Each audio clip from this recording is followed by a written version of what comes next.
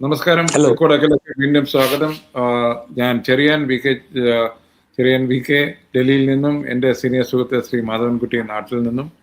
ഞങ്ങൾ ഇന്ന് സംസാരിക്കാൻ ഉദ്ദേശിക്കുന്നത് സുപ്രീം കോടതിയിലെ ഇന്നലെ നടന്ന ഒരു സംഭവമാണ്. അതായത് NCERTയിലെ ഒരു ബുക്ക്, 8ാം ക്ലാസ്സിലെ ഒരു ബുക്ക് സുപ്രീം കോടതി ബാൻ ചെയ്തിരിക്കുകയാണ്. കാരണം അതിൽ ഒരു ചാപ്റ്റർ ജുഡീഷ്യൽ കറപ്ഷനെ കുറിച്ച് ആയിരുന്നു എന്നുള്ളത്.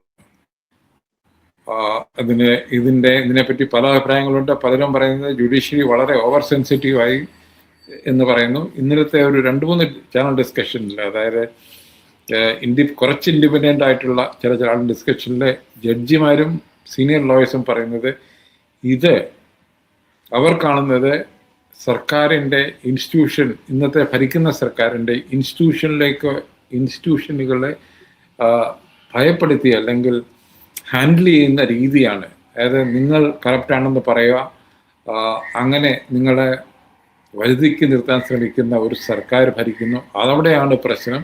അല്ലാതെ അവരൊക്കെ പറയുന്നുണ്ട് ജുഡീഷ്യറിയിൽ കറപ്ഷൻ ഉണ്ടെന്ന് അവർ അക്സെപ്റ്റ് ചെയ്യുന്നു.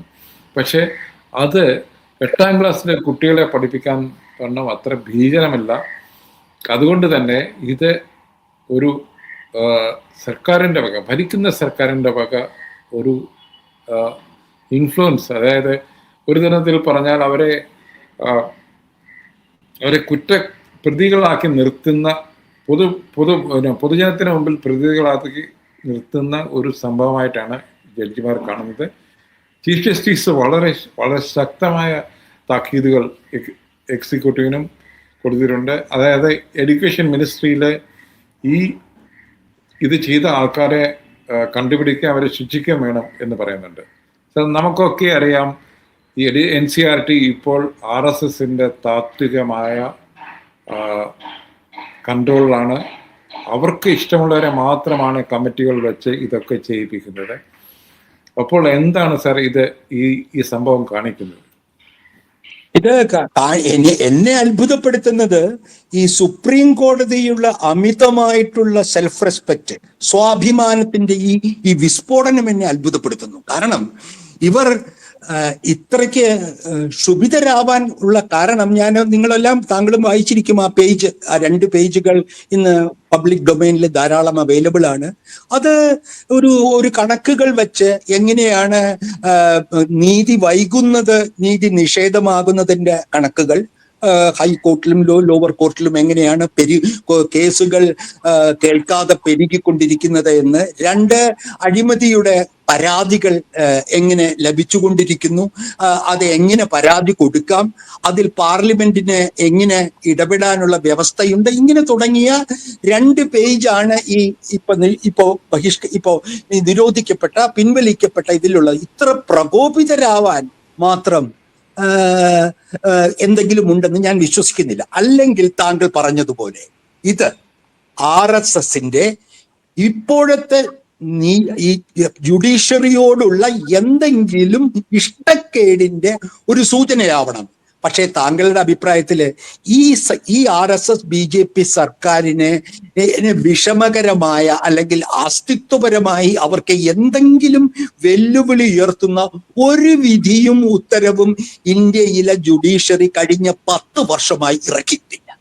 അപ്പൊ ഇവര് ഉണ്ടനും ഉണ്ടി എന്നുള്ളൊരു കഥയുണ്ട് മലയാളത്തില്. 2 പേരും ഒരുമിക്കും. എപ്പോൾ ചില കാര്യങ്ങൾ വരും, അതുവരെ വഴക്കടിച്ചുകൊണ്ടിരിക്കും. പക്ഷെ പുറമേ നിന്ന് ആരെങ്കിലും വന്നാൽ അവർ ഒരുമിച്ച് പുറത്തു വന്ന ആൾക്കെതിരായി തിരിയും. അപ്പൊ അത്തരത്തിലുള്ള ഒരു ഒത്തുകളിയുടെ ഏറ്റവും ദുർബലമായ ഒരു പ്രകടനമാണ് നമ്മൾ കണ്ടുകൊണ്ടിരിക്കുന്നത്. നിരവധി കേസുകളിൽ എക്സിക്യൂട്ടീവിനെ, അതായത് ഇന്നത്തെ എക്സിക്യൂട്ടീവിനെ വിധേയമായി കൊണ്ടുള്ള വിധികൾ പുറപ്പെടുവിച്ചിട്ടുള്ള ഇന്ത്യയിലെ സമീപകാല ജുഡീഷ്യറി, അത് കാശ്മീരിന്റെ കാര്യത്തിലായാലും ബാബറി മസ്ജിദിന്റെ കാര്യത്തിലായാലും എന്തിനാണ് UPSCയുടെ നിയമത്തിന്റെ പല കാര്യങ്ങളിലും ഓരോന്നെടുത്ത് പറയാൻ എനിക്ക് പഠിക്കാൻ കഴിയില്ല. 10 കൊല്ലത്തിനിടയ്ക്ക് നടന്നിട്ടുള്ള സുപ്രീം കോടതിയുടെ നിർണായക വിധി പ്രസ്താവങ്ങളും അതിൽ പറയാതെ പോയതും പറഞ്ഞതുമായിട്ടുള്ള ഒരു കാര്യവും ഇന്ത്യയിലെ ഹിന്ദുത്വ ഭരണകൂടത്തിന് അതൃപ്തി ഉണ്ടാക്കുന്നതല്ല. ഇതെന്തുകൊണ്ട്? അപ്പൊ അങ്ങനെ ഒരു ദോഷവും ചെയ്യാത്ത, അവർക്ക് ഇഷ്ടമുള്ള ആളുകളെ തെരഞ്ഞെടുക്കാനുള്ള സംവിധാനം പോലും ഉറപ്പാക്കിയ ഒരു സർക്കാർ എന്തിനാണ് ഇത്ര വേഗം ഇത് കോടതിയുടെ വിധി കേട്ട മാത്രം അത് പിൻവലിക്കാനുള്ള കാണിക്കുന്നത്? അപ്പോൾ ഇത് പ്രധാനമല്ല. ഇത് ഇപ്പൊ എന്നെ അത്ഭുതപ്പെടുത്തിയത് കപിൽ സിബലും സംഘ്വിയും പോലെയുള്ള BJP വിരുദ്ധ പ്രമുഖ അഭിഭാഷകർ എന്തൊരു ആവേശത്തോടു കൂടിയാണ് ഇത് വാദിച്ചിരുന്നത്. അപ്പോൾ ഈ കോടതി ബാറും ബെഞ്ചും തമ്മിലുള്ള ഐക്യം എങ്ങനെയാണ്? അതായത് ഇപ്പോൾ ഡൽഹിയിലെ ലീഗൽ സർക്കിളിലെ ഒരു ഫീലിംഗ് ഉണ്ട്. അതായത് തങ്ങളാണ് പൊതുജന അഭിപ്രായത്തെയും പൊതുബോധത്തെയും കൺട്രോൾ ചെയ്യുന്നവർ. നേരത്തെ മീഡിയയും സിവിൽ സൊസൈറ്റിയും ഒക്കെ ആയിരുന്നെങ്കിൽ ഇപ്പോൾ കോടതികളും അല്ലെങ്കിൽ ലീഗൽ സിസ്റ്റമാണ്. അത് കപിൽ സിബൽ ആണെങ്കിലും സിംഗു ആണെങ്കിലും അപ്പുറത്ത് നിൽക്കുന്ന ആൾക്കാരാണെങ്കിലും അവരാണ് നമ്മളുടെ പൊതുബോധം നീതിബോധം ഒക്കെ കൺട്രോൾ ചെയ്യുന്ന എന്നൊരു തിരിച്ചറിവ് അവർക്കിപ്പോൾ ഉണ്ടായിട്ടുണ്ട്. അതിന്റെ പുറത്താണ് ഇത് വരുന്നത്. അതായത് സിവിൽ സൊസൈറ്റി ഒന്നും ഇല്ല ഇപ്പോൾ. അതുപോലെ മാധ്യമ പ്രവർത്തനം വളരെ ശോചനീയമായ അവസ്ഥയിലാണ്. അവരാണ് അവർക്ക് എതിരെയുള്ള ഒരു നീക്കമായിട്ടാണ് കാണുന്നത്. അത് ചെറിയ താങ്കൾ പറഞ്ഞ ചില ഫാക്ച്വൽ ഡീറ്റെയിൽസ് മാത്രമായിരിക്കും കൊടുക്കേണ്ടത്, ഇഗ്നോർ ചെയ്യേണ്ടതാണ്. പക്ഷേ ഇന്ന് സ്വയം രാജാവെന്ന് നടിക്കുന്ന ആൾക്കാർക്ക് അതുപോലും സഹിക്കാൻ കഴിയുന്നില്ല എന്നാണ് എനിക്ക് പറയുന്നത്. അതിന് മുമ്പേ ഒരു പ്രശ്നമുണ്ടായി. ഒരു മലയാളി ലോയർ നെടുമ്പാറ എന്ന് പറഞ്ഞൊരു ജോർജ് നെടുമ്പാറ എന്ന് പറഞ്ഞ അദ്ദേഹം CJIയുടെ കോടതിയിൽ തുറന്നു പറഞ്ഞു, നിങ്ങൾക്ക് ഈ കോടതിക്ക് പബ്ലിക് ഇഷ്യൂസ് ഹാൻഡിൽ ചെയ്യാൻ അല്ലെങ്കിൽ ലിസ്റ്റ് ചെയ്യാനുള്ള സമയമില്ല, നിങ്ങൾക്ക് എപ്പോഴും അഡാനിയെയും അംബാനിയെയും കേസ് മാത്രമേ എടുക്കാന്നുള്ളത് പറഞ്ഞു. CJI അദ്ദേഹത്തെ ഓൺ ചെയ്തു. ഇത് കഴിഞ്ഞ ആഴ്ച നടന്ന സംഭവമാണ്. അതിനുശേഷമാണ് ഇത് നടക്കുന്നത്. അതായത് അവരുടെ അധീശൻ അവരുടെ ഏരിയയിൽ ഓഫ് ഓപ്പറേഷൻ ഒരു ക്വസ്റ്റ്യനും പാടില്ല എന്നുള്ളൊരു താങ്കൾ പറഞ്ഞ പോലെ ഒരു ബോധം അവർക്കിപ്പോൾ ഉണ്ടായിരിക്കുന്നു. അത് സർക്കാരിനെ അധികാരമുള്ള സർക്കാരിനെ അവർ ഒന്നും ചെയ്യുന്നില്ല. പക്ഷെ ബാക്കിയുള്ളിടത്ത് ഇത് സർക്കാരിനെ വിധിച്ചു കഴിഞ്ഞാൽ ബാക്കിയുള്ളവരും ഈ ജോർജ് നെടുമ്പാറയെ പോലുള്ള ലോയേഴ്സ് പോലും നിങ്ങളെ ക്വസ്റ്റ്യൻ ചെയ്യാൻ തുടങ്ങും എന്നുള്ളൊരു ഫീലിംഗ് വന്നതുകൊണ്ട് ആകണം എന്നാണ് എനിക്ക് തോന്നുന്നത്. സർ, ശരിയാണ് താങ്കൾ പറയുന്നത് ശരിയാണ്. കാരണം എക്സിക്യൂട്ടീവിനെതിരായി ജനരോഷം പ്രകടമാവുന്നില്ല. രാഹുൽ ഗാന്ധിയുടെ യാത്രകളും ചില പ്രസ്താവനകളും ചില കണ്ടെത്തലുകളും ഒഴിച്ച് ഒരു ജനകീയ പ്രക്ഷോഭം ഈ സർക്കാരിനെതിരെ ഉണ്ടാകുന്നില്ല എന്നുള്ള യാഥാർത്ഥ്യം നമ്മുടെ മുമ്പിലുണ്ട്. 2, മാധ്യമങ്ങളിൽ ബഹുഭൂരിപക്ഷവും മോഡിയുടെ ആജ്ഞകൾ ഏറ്റുവാങ്ങുന്ന മാധ്യമങ്ങളായി മാറിയിരിക്കുന്നു. അപ്പോൾ ആകെ ജനങ്ങൾ സ്തുതിഗീതങ്ങൾ പാടുന്നവരായി മാറിയിരിക്കുന്നു. അപ്പോൾ നമ്മളുടെ ഒരു ചരിത്രത്തിന്റെ ഒരു പ്രത്യേക സന്ദർഭം കോടതി കേസുകളിലാണ് എക്സിക്യൂട്ടീവ് വെല്ലുവിളിക്കപ്പെടുന്നത്. കാരണം പണ്ട് VS അച്യുതാനന്ദൻ ഉള്ളപ്പോഴും വ്യവഹാരപ്രിയനായിരുന്നു അദ്ദേഹം. വിപ്ലവത്തോടൊപ്പം വ്യവഹാരവും നടത്തുന്നതിന് VS അച്യുതാനന്ദന്റെ കാലത്ത് കോടതിയിൽ കാണാം.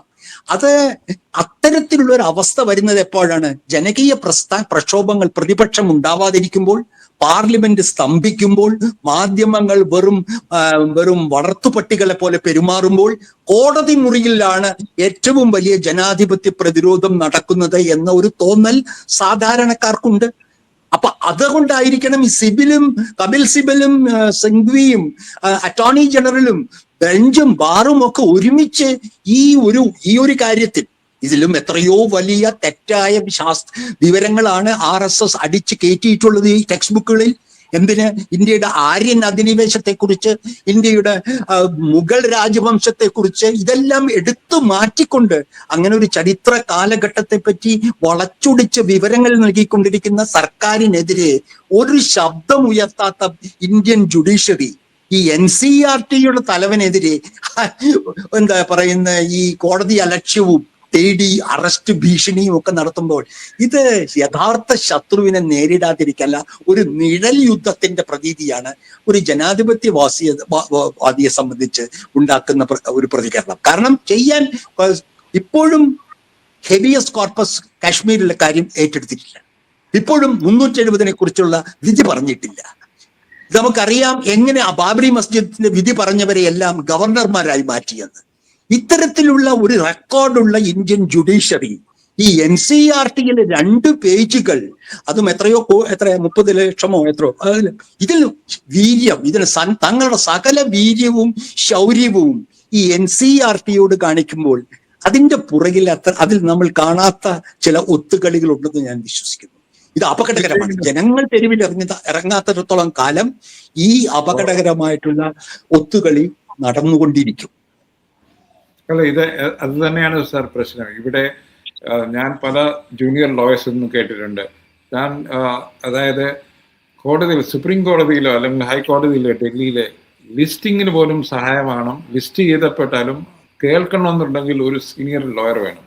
ഞാൻ പലപ്പോഴും ചോദിച്ചിട്ടുണ്ട്, എന്തിനാണ് ലക്ഷങ്ങൾ കൊടുത്ത് ഇന്ന ആളെ വെക്കുന്നത്? പറയുന്നത് ജഡ്ജിമാർ നിങ്ങളെ ലിസ്റ്റ് ചെയ്ത് കാണും, പക്ഷെ സമയക്കുറവുകൊണ്ട് അവരെ കേൾക്കാൻ ചിലപ്പോൾ സമയം ഉണ്ടായില്ല. പക്ഷെ ഒരു സീനിയർ ലോയർ ഇതിനെ സംസാരിക്കാൻ ഇരിക്കുകയാണെങ്കിൽ തീർച്ചയായും ജഡ്ജിമാർ കേട്ടിരിക്കും. അതായത് ഇത് ഒരു വിധത്തിൽ പറഞ്ഞ ഒരു ജുഡീഷ്യൽ ഒരു ജുഡീഷ്യൽ സ്പേസിനകത്ത് അവരെല്ലാം കിടന്ന് കളിക്കുകയാണ്. അപ്പൊ അവർക്ക് അവരുടെ 100% ശരിയാണ്. അത് സുപ്രീം കോടതി മാത്രമല്ല, ഹൈക്കോടതിയിൽ നിലനിൽക്കുന്ന ഇതിന് 2 വാക്കുകളാണ്: രജിസ്ട്രി മാനിപ്പുലേഷൻ, 2 ബെഞ്ച് ഷോപ്പിംഗ്. ഇഷ്ടമുള്ള ബെഞ്ച് ഷോപ്പ് ചെയ്തെടുക്കാൻ പണവും അധികാരവും ഉപയോഗിച്ചുള്ള മാനിപ്പുലേഷൻ. 2 ഈ രജിസ്ട്രിയിലുള്ള മുൻഗണനകൾ മാറ്റിയെടുക്കാനുള്ള മാനിപ്പുലേഷൻ. ഇതെല്ലാം കോടതിയിൽ BJP സർക്കാർ വരുന്നതിന് മുൻപും നടന്നിരുന്നു. എന്നാൽ ഇവിടെ പ്രത്യേകത, RSS BJP അധികാരത്തിൽ വന്നതിന് ശേഷം ഉണ്ടായിട്ടുള്ള കോടതിക്കെതിരായിട്ടുള്ള കടന്നാക്രമണങ്ങൾ കാണാതെ ഈ NCERTയുടെ 2 പേജുകളിൽ സർവസമ്മതിയോടെ ബാറും ബെഞ്ചും ഇത്ര ആക്രോശിക്കുകയും ഇത്ര പൗരുഷം കാണിക്കുകയും ചെയ്യുമ്പോൾ അതിലെന്തോ പന്തികേടുണ്ടെന്ന് നമ്മൾ സാധാരണക്കാരായ മാധ്യമ പ്രവർത്തകരും ജനങ്ങൾക്കും തോന്നിയാൽ അവരെ കുറ്റം പറയാൻ കഴിയുകയില്ല. കാരണം കപിൽ സിബൽ പ്രതിപക്ഷ നേതാവ് കൂടിയാണല്ലോ, പാർട്ടിയുടെ സംഘി കോൺഗ്രസിന്റെ നേതാവും കൂടിയാണല്ലോ. അപ്പൊ കോൺഗ്രസും BJPയും ബെഞ്ചും ബാറും ഒരുമിച്ച് ഒരു ഒരു വൈക്കോൽ മനുഷ്യന്, what you call the Strowman, ഇനി ഇടിച്ച് തകർത്ത് വലിയ സ്വാതന്ത്ര്യബോധം പ്രകടിപ്പിക്കുന്നതിൽ എന്തോ കള്ളക്കളിയുണ്ട് ചെറിയാൻ എന്നാണ് എന്റെ സാമാന്യ ബോധം പറയുന്നത്. വളരെ കൃത്യമാണ് സാർ.